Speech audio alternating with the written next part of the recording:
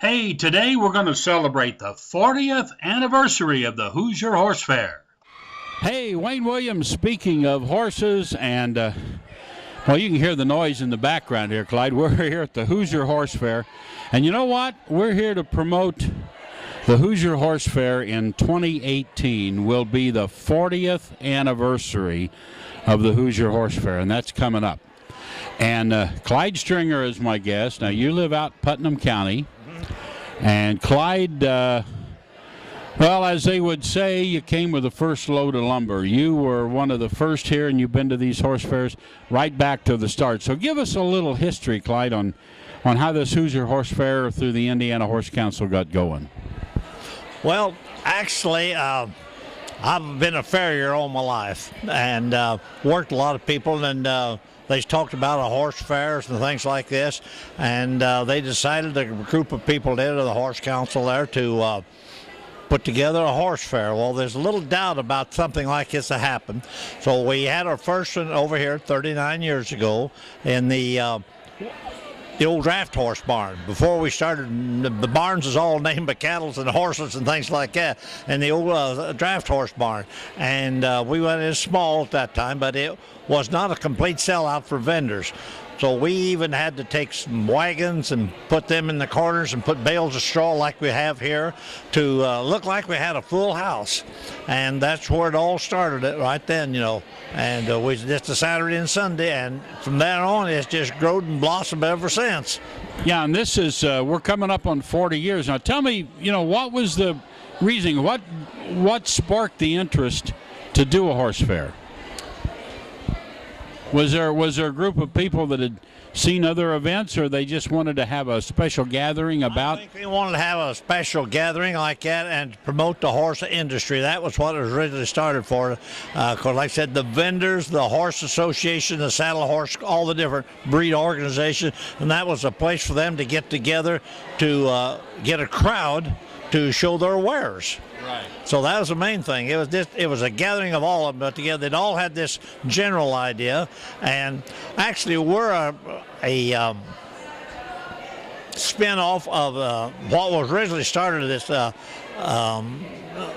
Indiana Horse Council was. I think it's the Indiana Horse Council. What's the Hoosier Horse Council? I forgot now. But it was mostly for the promotion of the standardbred, the harness racing. Okay. And that's what the main. And then the other clubs started coming in on things like this, and one thing just fed off of another. Yeah. Well, I'll tell you, the idea of the horse fairs now. I go to a lot of horse fairs around the country now with the Speaking of Horses show, but one of the oldest in the United States is right here. The Hoosier was kind of one of the granddaddies. Yes, it was. It was a granddad. Yeah, it was, and it was it went real well like that. And the first time we did it, we was over in the draft horse barn, and all of our exhibitions were on the north end of the saddle horse barn now, which is the South Pavilion. Yeah. And that's like that. So we had to go back and forth between the two to see the things like that. And then it just kept growing and growing. We get bigger, and we did run out of space. And I forget now what year it was now, though. We decided to move over here to the West Pavilion, which is the old cattle. Right. There was a lot of dissension and division within the Horse Council at that time. There's a lot of people dropped out, said, well, you're going too big, you're going to bankrupt us or lose everything. And the first year we was here, it wasn't a money maker, I'll tell you.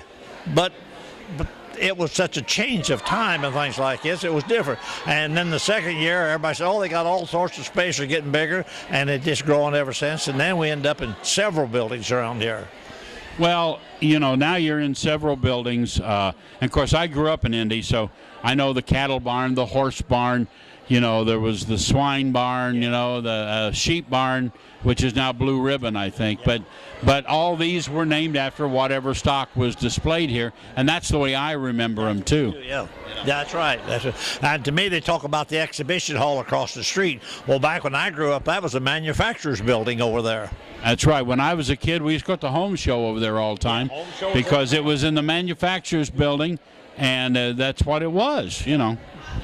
Yeah, I know. Well, times change and building names change and all that. But I'll tell you what, the concept of a horse fair getting all of the different breeds together and all these people together from different walks of life, yet all because they love horses, regardless of the breed. It's a great thing. It's a great thing. Yes, one time I'll never forget, they had an old boy from Tennessee up here, and he was on the I forget now why I want to recall it, but the boards down there in Tennessee that take it, and he come up here to see our horse fair. A guy named Vic Thompson. He was big in the Tennessee Walkers. Anyhow, he come up here and stood around and he said, "You got people up here talking and speaking to each other, totally different breeds." He was just amazed the way we got along up there, you know. Down there, if you was a walking horse person or a thoroughbred, you didn't talk. The other horse, that other breed didn't exist. And he said, "You're all under the same roof." And he said, "No fights. I can't understand it." Well, see, here's the thing that happens with that. The horse industry is made up of all these different breeds. There's probably, if you really researched it, 50-some different breeds or more. All right. But when they all walk in for a political clout in whether it's at state level or whether it's at national level, it's all about dollars. How many dollars do you command? If you command enough dollars, you have their attention. Right. If you don't have their attention. All right. If you can get all of these breeds together individually, none of them have quite enough clout. No. They think they do, but they don't, okay? But if you get all of them together, look at some of the Horse Council studies on economic impact and everything. It's billions of dollars this industry generates. You got to get everybody together to have those kind of numbers, and a horse fair like this pulls them together at least once a year to have that clout. And shortly after we got this going, then we organized the Indiana Farriers Association. I was first president of the Indiana Farriers Association. Oh, wow. And we got that organized, and we had a booth and said, nobody up here want to see something like that. Well, now they do, and they've had farriers up here giving seminars and speaking, and we have a booth down there now. We put out a Farrier's Journal, so if you want to know who your farrier in your area is, you got a booklet you can take home with you and pass out, and we take them and distribute them to local feed mills and things like this. So, yeah, so that's been like that. Now we have shoeing contests and things like that. So a lot of things has migrated over the years, just keep climbing up on the hill a little farther every time. And you've been witness to all 40 of the horse fairs, well, 39, 40 coming. 39, 40 coming up. And so the people watching this are getting prepared for the 40th. And it's just fantastic that, especially with the Hoosier being, I think you are probably the oldest horse fair. I would say we are. I really would. Because I know the one history progression is that the Indiana Horse Council started the Hoosier Horse Fair. The Wisconsin Horse Council said, "Hey, did you see what Indiana was doing?" So the very next year, the Midwest Horse Fair in Madison, Wisconsin started with the Wisconsin Horse Council, who saw what you were doing. And the next year after that, which was year 2 of the Hoosier and year 1 of the Midwest in Madison, the boys in Minnesota said, "Did you see what they're doing?" And then the Minnesota Expo started. So right now, you're looking at coming up on 40 for the Hoosier, 39 for the Midwest, and 38 for Minnesota. And those are really the first 3 in that progression. But the Hoosier started it all. Hoosier started it all. And one of our past presidents, a fellow named John Clough, he put on horse shows like that, and he goes out to Oregon to put one on out there for them, to help them put that. So we have, our influence has been nationwide, what we've did for the country, things like that. Well, Clyde, thanks for talking with me. Hey, enjoy it. I have a ball coming up here. even though I've retired after all these years, I get to go out and see people I know and things like this and reminisce. I just have enjoy life coming up here to it. And see 40 years coming up. It's something something I never imagined I'd see. And for all of you watching, remember the 40th anniversary is coming for the Hoosier Horse Fair, and it's the granddaddy of all of them. Right here on Speaking of Horses. Thank you, Clyde. You're welcome. I'm glad to do this for you. I'm looking forward and anxious next year. Hi, this is Jeff and Kim from Midwest Trail Ride. We'd like to wish a happy 40th anniversary to the Hoosier Horse Fair. Thank you. Happy anniversary.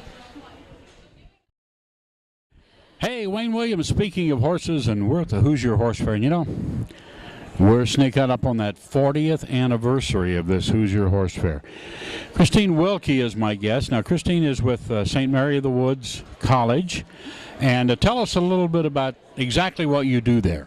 All right, Wayne. Well, first of all, I'm having a lot of fun at Hoosier Horse Fair. I'm a lifelong Indiana resident, so this is one of my favorite places to be. And I teach at St. Mary of the Woods College. I teach human services there, but I also get to go up to the stables and teach what we call equine-assisted therapy. So I get to introduce my students to equine-assisted learning, all the many, many ways that you can help people learn and grow and reach their fullest potential with horses. Well, you know, that's the thing about, the horse fair itself was formed by a group of people. And I interviewed a gentleman earlier who was one of the founding fathers of this 40 years ago, who said a saddlebred owner came through one of the first horse fairs here in Indy and said, my gosh, how did you do it? You have all these different breeds and all these people under one roof and they're not fighting, okay? Because they all come together for the good of the horse and what the horse can do for mankind. And that's what you work with, because there's many ways the horse can assist us today. Yes, indeed. And we've discovered many of those. Therapeutic riding has such a wonderful reputation and has been around for a number of decades, and kind of growing out of that, ways to help people in their academic success, ways to help organizations, team building, leadership skills, communication skills, skills for kind of managing our feelings or regulating what we do. You can work with adults, you can work with military veterans, you can work with a wide variety of people. And it's all about, you're exactly right, it's all about the wonderful gift that horses really are to help us really be who we are. Oh, yeah. You know, I always tell people, horses helped us build this country by doing physical labor. They were our transportation, they were our hauling, they were everything. I mean, you know, you talk about a farmer in, say, southern Indiana in, 150, 200 years ago. The horse had to work the farm, do the logging, take him to town on Saturday and hook to the buggy and take him to church on Sunday. That's what had to happen. And the horse was that mode for us. Today, we don't need them for that, but they have found a whole new way in which to assist us, ways that man is connected to horse that we never thought about before. Yes, and that is just some of the joy, really, of being in this field. I know that I'm very grateful to not have to kind of have our horses work for us in the way that they did before, and instead to just explore the ways that we can really learn from them. Ways that they can just help us grow as human beings. I always say for a long time. Oh yeah, I always say if you can train a horse, you can raise a kid, because it's just about the same. There's a lot of truth in that, I'm sure. And you know what? The time I visited St. Mary of the Woods College, beautiful campus on the north edge of Terre Haute, right? West edge. Mm-hmm. Yeah. It's just west of Terre Haute. Just west of Terre Haute, Indiana, and the campus is gorgeous. You guys, and you have a wonderful equestrian program there. Thank you. We're very proud of it. It's wonderful to get to work in a place that has about 50 horses right there, and to be able to collaborate with our equine department to do this kind of teaching. Yes, it's a great joy. Well, it's another one of the fine things that involves the Hoosier Horse Fair, and that's your involvement here with St. Mary of the Woods for years, your support of this event, and how it intertwines with the horse. And we're all celebrating that 40th anniversary. The Hoosier Horse Fair is one of the oldest in the country, and that 40th is coming right up. Christine, thank you. Thank you. Thank you so much, Wayne. I appreciate being here. Oh, it's our pleasure. And thank you, and stay with us, because we're celebrating the Hoosier Horse Fair in Indianapolis right here. King Barns, located in New Holland, Pennsylvania. If you want a great custom-built barn, you got to contact kingbarns.com. All kinds of customized barns, top-grade materials, and wonderful custom design to meet your request. Please check out King Barns today. Source Nutrition. one of the fine sponsors of Source Nutrition, micronutrients developed from the seaweed harvested off the coast of Maine, aids in digestion, helps with older horses, keeps everything moving fine in your horse's digestive tract. Check out Source Nutrition. They are our family, and we only want the best for them. No standing water means clean, good tasting, algae-free, mosquito-free, and virus-free water. No risk of electric shock, no risk of fire from faulty wiring. Cool water in the summer, warm water in the winter. Water delivered fresh from the water supply at 50 degrees year-round. Drinking Post water. Hey, speaking of Horses TV, and we're here at the Hoosier Horse Fair, you know what we're getting ready for? We're getting ready for the 40th anniversary of this event. 2018. Yeah, that's coming up 2018. So what we're doing here while the Horse Fair is going on this year is doing a lot of promo for the 40th. So this is one of the oldest horse fairs anywhere. Yes, sir. And Steve Landvin is my guest. Steve, welcome. Thank you very much for having us. Well, what we want to talk about is I know you're actually from Indiana. You live up in the LaPorte area. LaPorte area, correct. Northwestern Indiana. And, you know, I grew up on the west side of Indianapolis myself. So tell us a little bit about the years of involvement, what you've done here with the Hoosier Horse Fair. We got involved a couple years ago with Hoosier, talked with Melinda. She's been great. She invited us down, and we got involved actually as a clinician and doing presentations, horsemanship ones, teaching reining, teaching the spins, working with all different riders, and we signed up, different students in clinics. The people here at Hoosier were always great. Always the volunteers are just. This is probably one of the most fun expos we go to. Well, they take care of you. Oh, they take care of us. I mean, just great. And the people here, all the residents and the public have always been very welcoming. And then we went ahead and got involved with the Make-A-Wish last year. So we got involved with Make-A-Wish. We donated a saddle to help raise money. We helped the kids ride and stuff. And a good friend of ours, Frankie Lovato, who has the Equicizer, he donated an Equicizer for the auction, and we've done the exact same thing this year. So we've had a lot of fun with them. Yeah, it's I've been coming out here for years and being an Indiana resident for years before I moved to Wisconsin. This has been kind of second nature to me. Matter of fact, when they got this thing going, John Clough was involved with it, and I was actually one of the announcers here for this event for several years. Then, of course, things change and progress, but this has always been a volunteer horse fair. And it's very seldom that those events that are all volunteer make it 40 years, because you're going to have somebody fighting with somebody, okay? You're absolutely true on it, but the funny thing is with these volunteers, it's like a big family, okay? And we're over there in the Champion building, and they have these couple rooms in the back. The volunteers, they're such volunteers, they don't leave. They're not in their individual trailers. There's bunks set up back there. It's like barracks, and they took us back there, and there's food laid out. And I'm like, I didn't know this was back here. They're like, they didn't tell you? I said, no. and there's pop and Gatorade and drinks and everything. And we're over there and we're snacking. And last night we left here. It was about 12:30, and we got back to the hotel. And I'm like, oh my God, we've got a couple hours sleep. We got to come back. But we were having so much fun, we didn't want to leave. Yeah. So they've been great. So tell us about your training program and what you're doing. The training program that we have, we set up, we do a lot of colt training, and I have lots of youth riders, lots of non-pro riders. We're located in northwestern Indiana, in LaPorte, Indiana. We've got about 72 acres.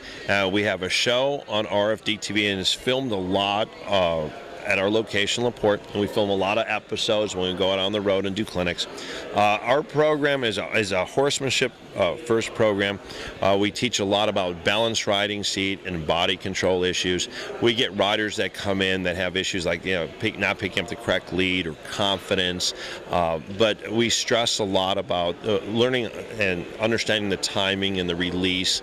A lot of resistance-free type of training where we're working with the horse as a partner partner and to try to create a better relationship with that horse and rider, and get people into it, because this is one of the sports that I absolutely love, and I know for a fact that every year I'm 45 years old, and I know now at 45 I know so much more than I did at 35 and then at 25. It's one of these sports, and it's a sport that as you get older you don't have to quit. You just keep getting better, and I can't wait till I'm older, because I know it's just that years of experience and those wet saddle pads that make the riders who they are. Yeah, you get wiser. Matter of fact, yes, you get wiser. But you are never any smarter than you were at about 18.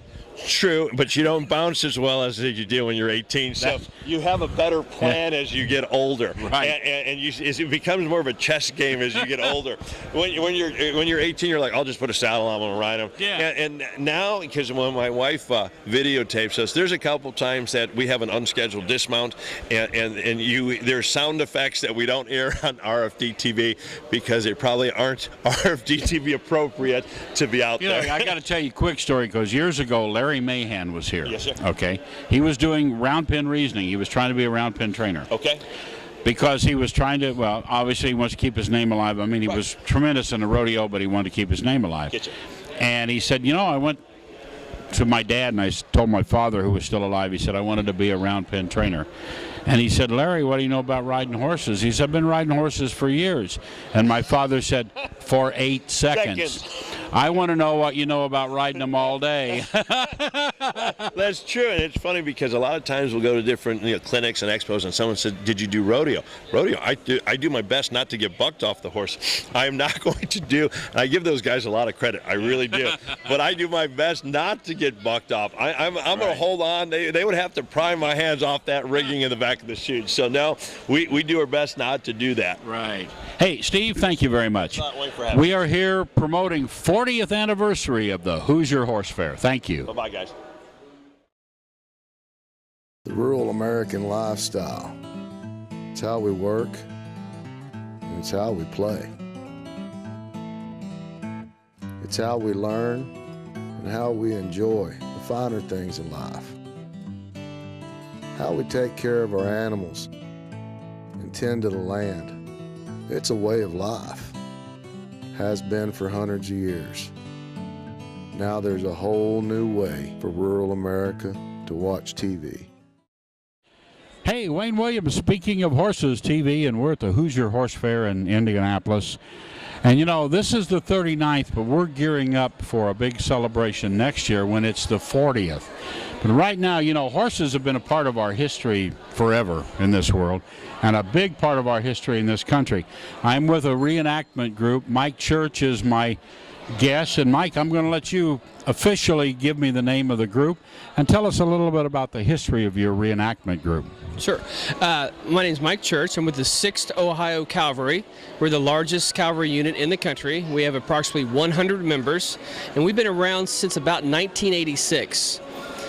We have members in 11 states and in the country of Canada, believe it or not. And we do a lot of shows like this. We do education, we do battle reenactments, we do parades. Primarily, we go to all the national parks now, Gettysburg, Manassas, Shiloh, places like that, and do reenactments and living histories. I understand Shiloh is coming up next week. Yes, sir. On Wednesday, we will be down there with our Confederate brothers in arms, and we'll be doing a 3-day battle down there for the crowd, and we look forward to it. So now, do you use horses as well, right? Oh, yes, sir. We're a mounted unit. Here at the fair today, we don't have our horses with us. We're just here to basically show the folks here at the fair what we do. We have video running. We have some of our gear out. It's just to give an education, really. Most people don't realize it, but when you take all of the people involved in the Civil War, there were a huge number of equines, either mules or horses, that perished in that war as well. Yes, sir. Actually, there's different figures out there, but about 3.2 million equines lost their lives during the war. That mules, donkeys, horses, primarily horses, because they used the horses and the equines back then like we use cars today. That was their transportation. Right. It was their transportation, and many times when they were down, it was their shield. Oh, absolutely. So what got you into doing this? My father, when I was 5 years old, brought home a book called I Rode with Stonewall. It was written by one of Stonewall Jackson's staff members in the war. And my mom taught me how to read as a 5-year-old. And I read that book, and I've just been absolutely enamored with the Civil War ever since. And when I became 18 of age, I joined a reenactment unit because, I mean, how else better to enjoy the history than to actually do it? You know, there's a couple of movies that I like to watch that really bring home a lot of the meaning of the Civil War to me, like Shenandoah is one, and the other is Friendly Persuasion. And they both, you know, take, well, in Friendly Persuasion, you have a Quaker family in southern Indiana, actually, who wanted no part of the war, but it came to them.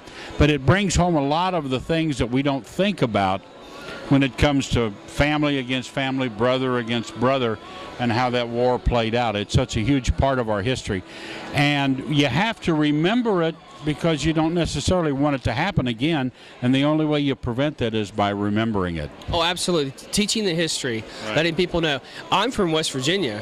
That state was born from the Civil War. It was formed in 1863 as a result of Western Virginia separating from Virginia. So in my own personal family history tree, I have people who fought for the Union and people who fought for the Confederacy. So it definitely is born home to me.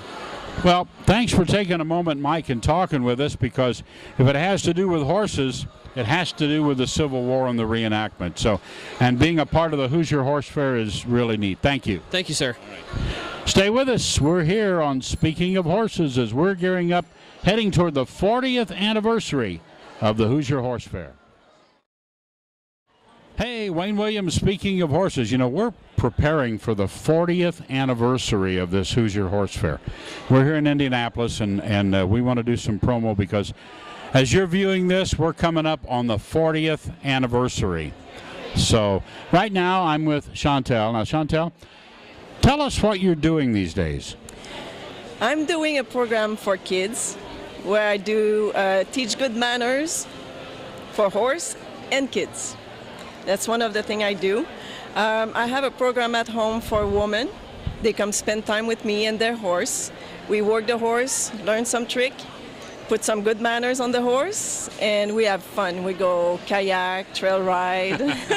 Well, see, that's really what it's about. If you can get your horse in tune with you and you can have fun, it doesn't really matter exactly what level you go to, as long as you're in tune with your horse and then you have fun. That's what it's all about. Exact. It's my point, the pleasure and the safety.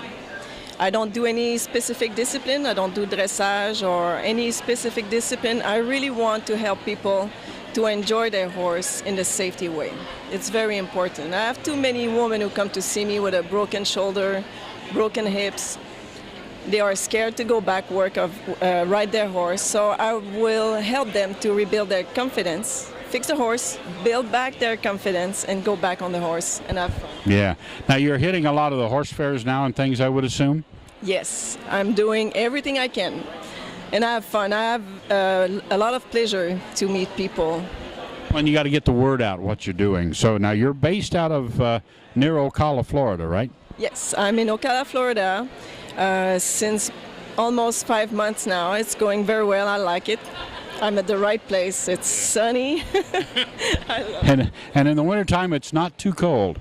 I mean, a 40, 45-degree night is a cold winter's night for you. And that, for those of us in Wisconsin, we envy that, you know. So how do people contact you now?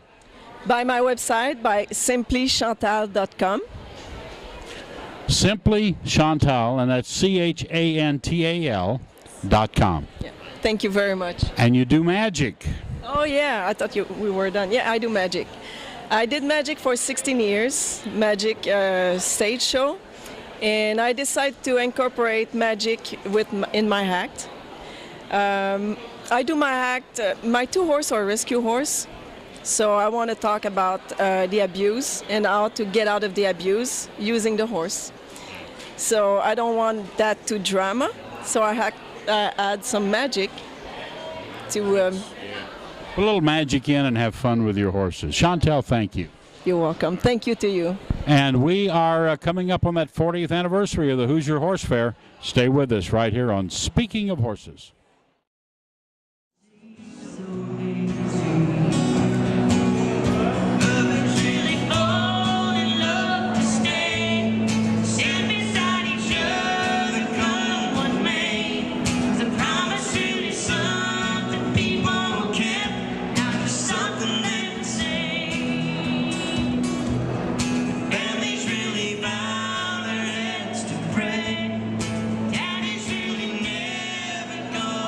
Hey, we want to thank you for joining us on this 40th anniversary celebration of the Hoosier Horse Fair.